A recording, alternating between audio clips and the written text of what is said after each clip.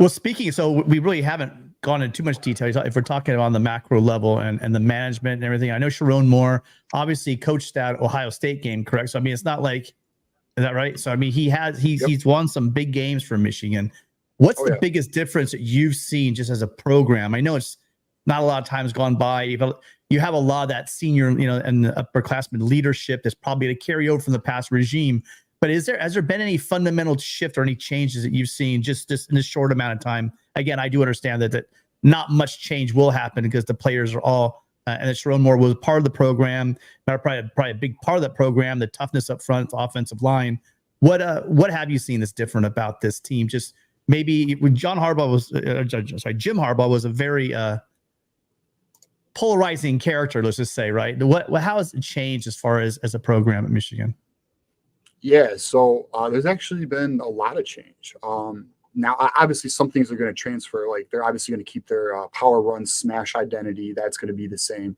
But I'd actually say I think Sharon's more aggressive than Jim Harbaugh. Jim Harbaugh was very old school. Sharon's more, I would say, innovative. Like our recruiting department got a complete overhaul. We now have over 20 people in our recruiting department. Before it was around 10. Maybe even less, actually, now that I think about it. It might have been around 8, the whole recruiting department. So he's doubled the recruiting department. Sharon is way more player-friendly than Jim Harbaugh, as crazy as that sounds. Like, Sharon Moore, especially with recruiting, Jim Harbaugh used to have a policy where he wouldn't really engage in recruiting until things got really close or was a player of an elite magnitude. And then even then, he wouldn't even build a relationship with the player until it got close to closing, where Sharon is like open door policy. He's building relationships with these kids a lot more. And then I'd also say he's younger. So there's like a younger vibe with the program. The coaches he's bringing in, I think are also all aggressive, where Jim brought in a lot of his friends and Sharon's kind of bringing in people who fit schematically to the defense. So I think the identity is going to remain the same in the sense of obviously physical, aggressive, and then defensively, it was key to keep the same defensive philosophy and scheme, which is why they hired Wink Martindale, and they also brought in Lamar Morgan, who worked with Jesse Minter previously. So that's why they went with those coaching hires. But yeah, I think a lot of it will be the same. I will say this. With Kirk Campbell now as offensive coordinator, because he was promoted offensive coordinator, they have said they want to adapt the playbook to be more aggressive through the air. But they've also said that's going to be dependent on who wins the quarterback battle. Because obviously, if it's Alex Orji, his capabilities you can only do so much. If it's Davis Warren, I do think they will be more aggressive through the air. But we'll see, because a lot of coaches will say these things, but when we step on the field on Saturday, we'll find out, were they honest about it, or are we going to stick to being run first all the time? So that's to be determined. I know this is a USC show, but it's also, a Big Ten show. Like the Big Ten and the new landscape is part of this. We talked about this earlier, how the West Coast schools might change the style of play, might change the dynamics of the conference. But then, of course, there's still the old guard. And I'm certainly interested in how you see Ohio State from your perch, covering Michigan. Obviously Ohio State with putting all the chips in the middle of the table with its NIL game.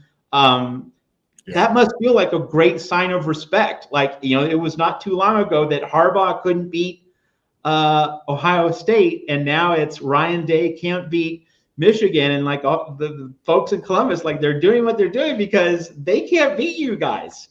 And it also seems as though Michigan is able to do what it's doing as a program without overextending itself in NIL and other realms. Like you have a brand that is so robust that you can get the guys you want without having to drop the bag the way Ohio State's doing, also the way Oregon's doing. But is there a concern that Ohio State's going to start beating you with the bag in future seasons? How does that dynamic feel for you covering Michigan and looking at Ohio State across the way? Yeah, so it's really interesting, but the problem is they won't acknowledge that we are beating them. They always have a reason why we're beating them, whether it be the weather, whether it be Connor Stallions, whether it be we were 5 plays away from they won't acknowledge the reality of it. Like it's almost like they can't look in the mirror. I mean, the damn Ohio State football account still hasn't even posted the score of the game last year. Like they just won't even acknowledge it. They're acting like it's not even a thing. But obviously through their actions by being arguably the most aggressive portal team in this last portal season, being far more aggressive with their recruiting. Like I've discussed their NIL. I was talking to you guys off air, but their NIL budget's about 18 million. What I've had confirmed to me. So, they're very aggressive right now. They're all in. So it's very interesting to watch this, and they know they're all in because the truth is, and this is my belief. Some people disagree. I think Mark disagrees with this point. I think if Ryan Day loses this year to Michigan, he's gone. I know there's some Ohio State fans who don't believe that, but so it's very interesting to watch the dynamic shift because we were in a position where we couldn't get the damn victory, even though we did win in 2016. But we're not going to blame the ref. We'll just say we lost. And but yeah, so that it's really interesting to see that dynamic. But in terms of like, what are the concerns in the future if we're looking long term about what Ohio State is doing versus us? Yeah, I think there is some concern with their aggressiveness with recruiting. But like, remember this too: Ohio State they're always a top 5 recruiting team. Like the current, I think one of their best classes was 2000 or 2001 of all time, and that class, that recruiting class, which was number 1 in the nation, is 0-3 against Michigan. So it's not always the stars, and that's what Michigan prides itself on is development, right? And finding hidden gems like Colson Loveland and Kenneth Grant, Mason Graham, Mike Sanders still, these names that everyone knows. But I as a fan of observing this, yeah, there is some concern about, are we going to lose ground? Because we finally have gotten ourselves to the point of being a top 5 program in college football, and we did just win the national title. And we want to be a perennial college football team, just like everybody wants to be. But we don't want to lose it. We don't want regression because, we have this thing at Michigan where we say sometimes there's this Michigan arrogance where we think the brand is so powerful and strong we don't need to adapt and evolve. But the good news is we actually just as of recently have found out that our recruiting approach is actually evolving, and there's actually been a lot of momentum in recruiting.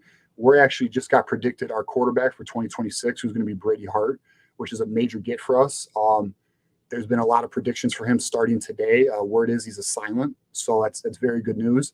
And we've been landing a lot of guys. So I think we're going to get to the point where recruiting is going to start picking up. It's not going to be an Ohio State level or an Oregon level. We're not going to be the highest bidder. Like, that's not going to be Michigan style. But we will find culture guys, and we will be competitive. So now what it comes down to is Sharon the real deal? Because if Sharon's the real deal, we're going to be fine. But if he's not, and he did show himself very well last year in those last 3 games of the year, beating Penn State at Penn State, beating Ohio State, and then beating Maryland as well at Maryland. So it comes down to, is Sharon more the captain or the leader we think he is? And if he is, I think Michigan's going to be okay because they are adapting and evolving, just not as fast as some of the other programs.